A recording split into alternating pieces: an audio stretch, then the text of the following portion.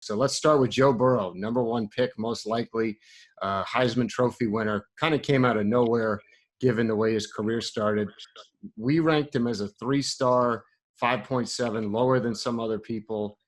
Mike, let's start with you. What do you remember about Burrow and what happened with his ranking? It was a solid quarterback.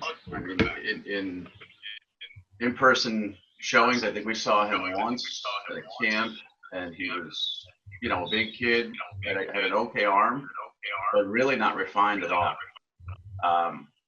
And I'm not sure if that's me not going or not. I don't think it is, but it took him a long time to develop, obviously, and now he's number one pick of the draft. So it's tough to project these kids sometimes, but I didn't see anything that year on film or in person that led me to believe that he was going to be the number one pick in the NFL draft. Josh, you got to see him a ton up close and personal in camps, and I don't know if you ever saw him play on a Friday night, but I mean, what do you think? Did you ever see it perhaps playing out to this scenario with this high of a ceiling for the way Burrow has ended up? I'm so glad we're starting with the first, pick of the draft, which always reflects so well on me with being Joe Burrow. These are questions I've had to answer a lot more here lately.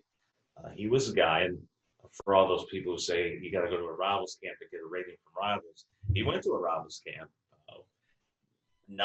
He was a guy who the whole was greater than the sum of the parts. He was a very high football IQ guy. His dad was a coach. The reason why he was in Athens, Ohio, is because his dad was coach at the Ohio University. He always had those intangibles. But from a skill set standpoint, he was a dual threat, but not particularly dynamic as a runner, just a tough kid who, had a little bit of athleticism to him. But as a passer, that was probably the one area that held him back in our ratings, which when you look at it from what he did this past season, where he was one of the most efficient passers to ever play the college game, that certainly was not part of our projection. He was not a guy who, you'd stand there and, you see a lot of these quarterbacks, they throw a beautiful football. That was not really Joe Burrow in high school. He didn't throw a lot of spirals. He didn't change velocity exceptionally well. But he certainly has been able to develop during the course of his college career to where those issues that he had in high school were gone. Now, it took 5 years, I think. I mean, obviously, when he was at Ohio State, lost a couple of position battles to some 4-star guys.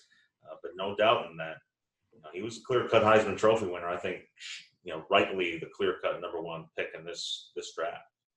Now, Rob, I think you were at Semper Fi that year. Do you even remember seeing him at that All-Star game? Yeah, I do. Sorry, I'm still happy Josh said he didn't throw a lot of spirals.